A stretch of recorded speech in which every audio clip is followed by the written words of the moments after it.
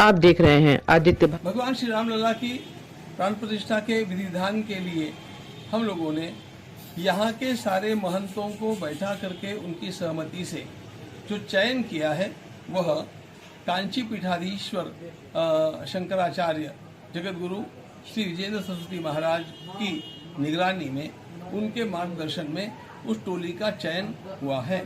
काशी के सुप्रतिष्ठित अत्यंत श्रेष्ठ वैदिक विद्वान आचार्य लक्ष्मीकांत जी दीक्षित इसके प्रमुख आचार्य रहेंगे और इनके साथ लगभग 150 पंडितों की टोली रहेगी। ये विभिन्न प्रकार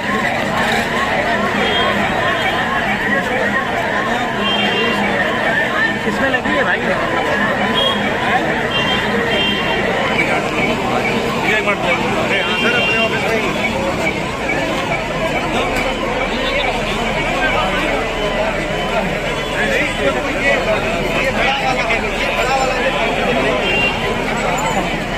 रामलला के श्री विग्रह का निर्माण कार्य कार्यशाला में हो रहा है।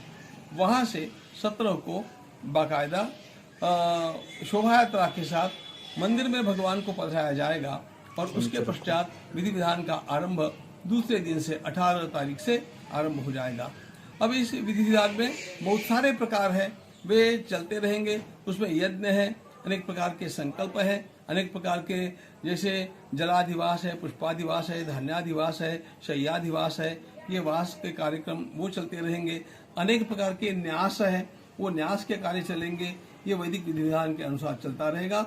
वैदिक और आगमोक्त पद्धति को यानी पांचरात्र भक्ति पद्धति को लेकर के ये सारे विधान होंगे।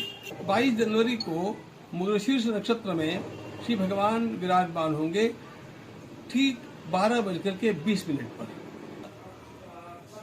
माननीय प्रधानमंत्री जी के साथ हम लोग चर्चा करने के लिए गए, उन्हें निमंत्रण देने के लिए गए। पश्चात वे सबसे पहले जटायु की पुष्पांजलि अर्पित करेंगे। जटायु का एक सुंदर विग्रह यहाँ पर बन रहा है और ये जटायु जो भगवान के कार्य के लिए हुतात्मा बने, उन्होंने स्वयं भगवती जानकी जी की रक्षा के लिए अपने जीवन को दांव पर लगा दिया। हमारी दृष्टि में वे सारे उन कार सेवकों के प्रतीक है, उन सारे बलिदानियों के प्रतीक है जिन्होंने अपने जीवन को भगवान के कार्य के लिए न्यौछावर किया। उन सबके प्रतिनिधि के रूप में जटायु को पुष्पांजलि अर्पण करने के पश्चात माननीय प्रधानमंत्री महोदय मंदिर में पधारेंगे और वहां पर उनके हाथों भगवान का पूजन होगा, भगवान की प्रतिष्ठा होगी, भगवान की आरती होगी और इस समय वहां पर उपस्थित रहेंगे स्वयं माननीय प्रधानमंत्री जी तो है ही, उनके हाथों सब कुछ होना है और माननीय मुख्यमंत्री महोदय पूज्य योगी आदित्यनाथ जी महाराज वहां पर रहेंगे। परम श्रद्धेय हमारे सत्संग चालक जी डॉक्टर मोहन भागवत जी वहां पर रहेंगे और वहां पर जो अर्चना करने वाले पुरोहित हैं वे रहेंगे। उसके पश्चात वे उस कार्य को संपादित करने के बाद में बाहर आकर के संतों से मिलेंगे।